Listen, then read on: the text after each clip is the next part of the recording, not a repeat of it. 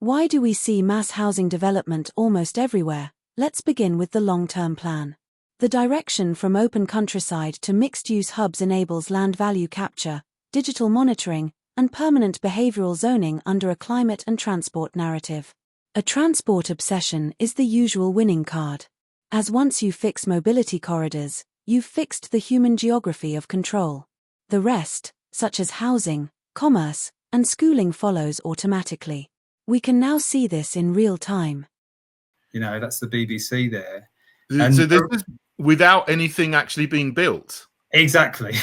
Wow, what a waste of money. I mean, when I was on the London Assembly, we were, for the whole time, we were inquiring into this thing called the Garden Bridge that Boris Johnson wanted to build across the Thames. And they spent £40 million and not a brick was laid. It sounds like another, scam that somebody is making a load of money from management consultancy fees or whatever. And they haven't even built, the foundations of one house, it sounds like. Yeah, well, originally it was voted through by the previous administration, the Conservative administration. It's been part of the local plan. This is a supplementary planning document that's part of the local plan, and I suppose it's a way of them hitting their national housing targets by doing a big settlement in one hit. But we obviously know through our knowledge that behind the scenes of this, they're also trying to create new communities that are free from transport, cut off, and near us, which is beautiful heathlands, and they want to put 5,000 homes there. It's called a garden. They call it a garden settlement. And then looking into it deeper, there's a local councillor that I've spoke to over in Lenham. He's the chairman there. And he's been really helpful in talking me through how this has been unfolding.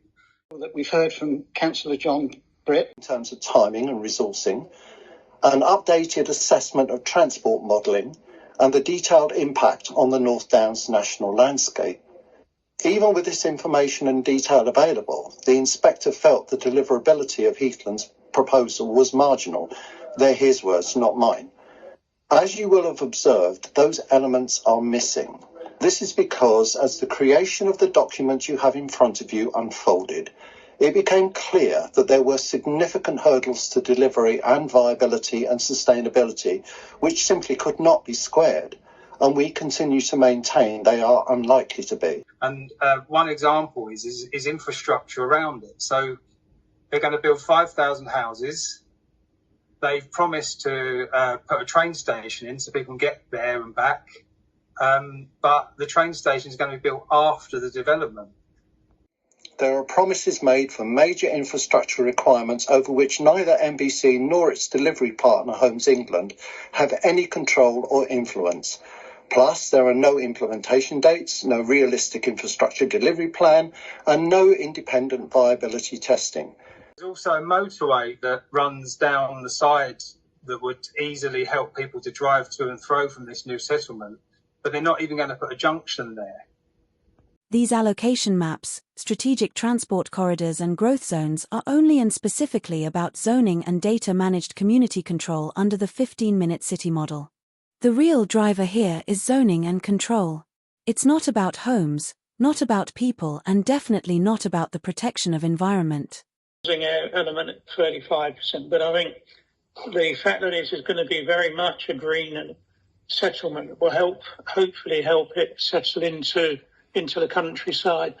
I also like the idea clearly of a district centre and then local centres, because I think in terms of planning a future community, that will enable it to be more self-sufficient. And you wouldn't expect me not to mention active travel, being the chair of the Cycle Campaign Forum. With regards to transport, it says, this is on page 94, in order to maximise the likelihood of services being commercially viable beyond the initial period, they will need to be a developer subsidised in the first instance and supported by incentive schemes to promote free or discounted travel to encourage travel over journeys by cars. So I really like that idea, but I just wanted to know. That's why councillors keep circling transport. It's the physical root of the ideological cage.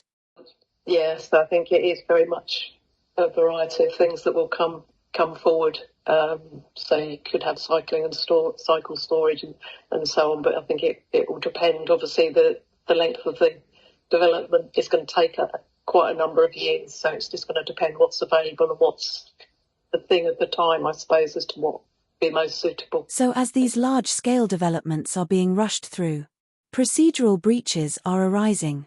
How do we challenge this? Members, the Heathlands 5,000 home scheme is a reckless assault on our countryside built on fabricated need and political manipulation. The following evidence shows it breaches national policy, local strategy and basic fairness. 1. Invented housing need. Freedom of Information replies from the Ministry of Housing and Kent County Council confirms that no data exists on 5-year residency or employment in housing registers. Without that baseline, claims of local need are legally meaningless.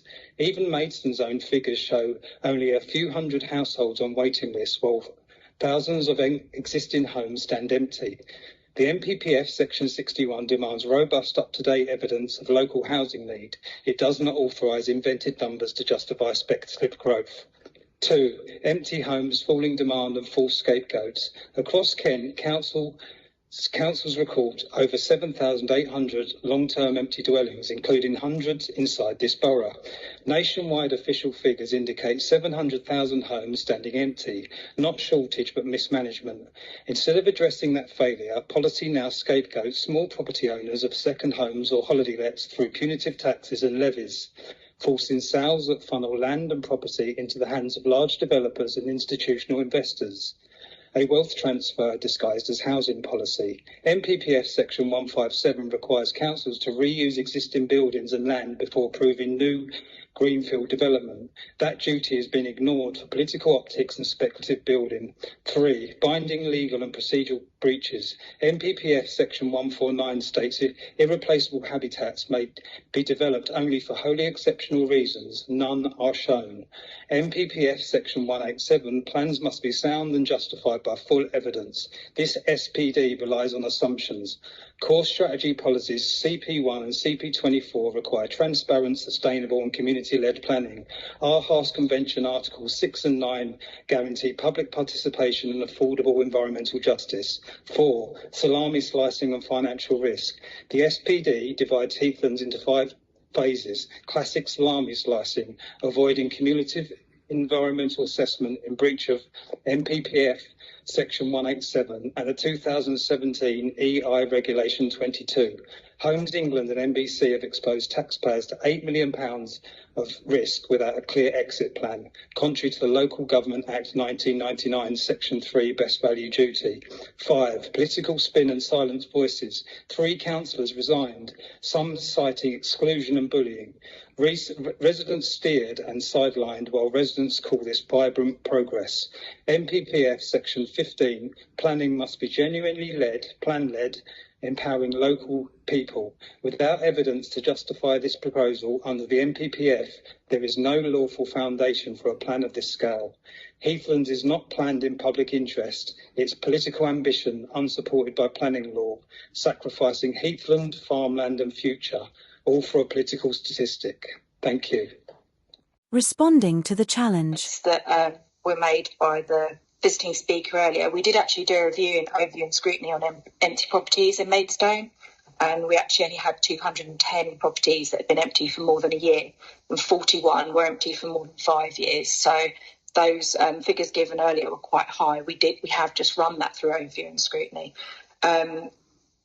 Someone mentioned the point about phasing, but I think given the size of it and the complexity, I think it makes sense to do it on a phase scheme. As you're working through the phases, you'll be learning from earlier phases, so there'll be an opportunity to enhance it. I'll be very brief. We are where we are with the local plan. Heathlands is an allocation with a statutorily adopted local plan, and there is no going back on that at all. It is there for the duration. If we try to abandon Heathlands, we are saying we don't care what happens. We'll just sit back and we'll let the developers put their applications in, and then we've got to determine them as best we can. So developers will get in and do what they want is the usual political theatre to frighten councillors into compliance. Let the developers do whatever they want. This gives us control, and whilst I don't want the development, I want to make sure we control it. So what's the rush, you may ask? Councils are reviewing local plans in preparation for local government reorganisation, and in doing so, advancing the United Nations Sustainable Development Goals. I'm told that such a task would take typically 2 years, and it's been done in a small number of months, and officers have my respect for that personally. Previous videos are to be found at the Kent Heritage Party YouTube channel. Thank you.